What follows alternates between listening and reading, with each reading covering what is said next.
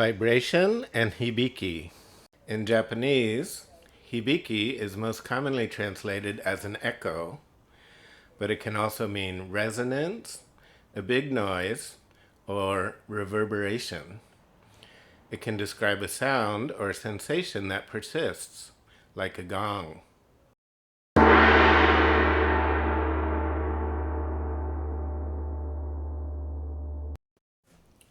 Hibiki is used as a technical term in Japanese acupuncture. It refers to the practitioner's perception of a client's response to the stimulus of an acupuncture needle. Acupuncturists use their two hands differently, one to insert and manipulate the needle to find and stimulate the correct point, and the other hand, called the oshite, to feel the patient's bodily response, or the echo, hibiki, of the needling technique. With modern clean needle techniques, practitioners may not directly touch the needle to feel for hibiki. Instead, they can touch the patient's body right next to the needle to feel for the specific response that occurs when the needle hits the intended point and elicits a reaction. Beyond acupuncture, the concept of hibiki can also apply to bodywork via mechanical vibrations. It describes the act of introducing a vibration into a person's body and then feeling the returning vibrations or waves with the hand, and then interpreting these sensations to understand the body's response. The principle is the same as pushing a child on a swing. You start small and match your rhythm to the movement of the swing. From there, you can amplify the motion, keep it the same, or slow it down. In manual therapy, this is done by rhythmically pushing or pulling on the client's body to create waves, and then feeling how the waves come back to you.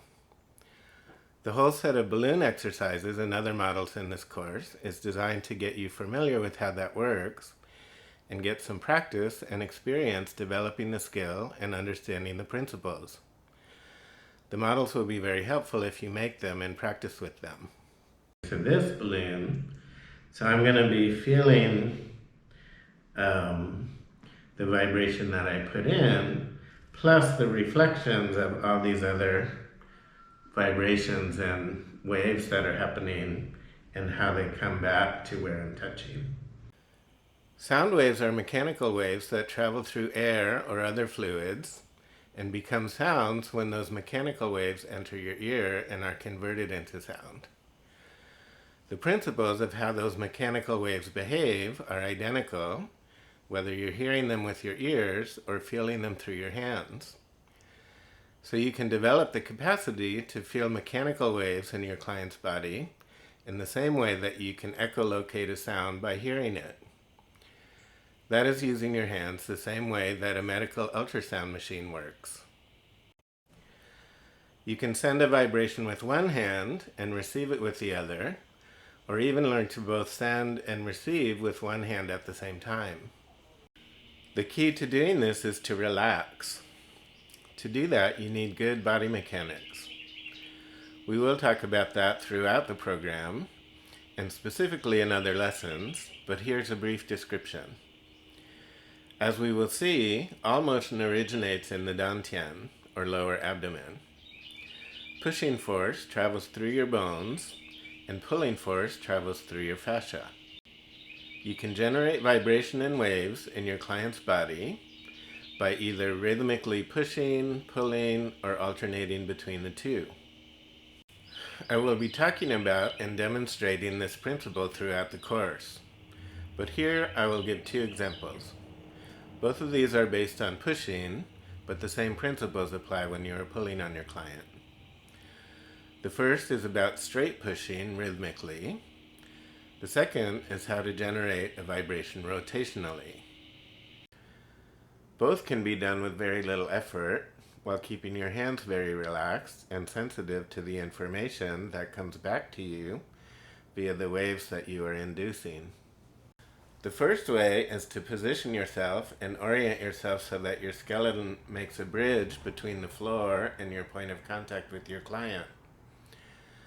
From there, you can start moving from your dantian by rocking your hips back and forth so that force passes through your skeleton and starts to put a wave into your client. If you're aligned well with your skeleton, this will make the force pass into your client while your hand is completely relaxed so that your hand can remain very sensitive. The second way is rotational. For this one, you'll use either one of two force points on your palm. There's an ulnar one and a radial one. These points are where the force that passes through the long bones of your forearm comes out through your palm. Here, I'll demonstrate the ulnar one and how you do the rotational vibration. The principles are the same. You'll be pushing through your bones or your skeleton with the force coming out through your palm along the line of force through your ulna. But here, you'll add a rotational component. Those are some examples of how and why to use vibration as a method of both learning about what's happening in the abdomen and treatment of the abdomen at the same time. Key takeaways are: send a wave or vibration, receive the wave returning back, interpret the information from the vibration, and then modify what you're sending to either amplify, continue, calm down, or redirect the input you're giving.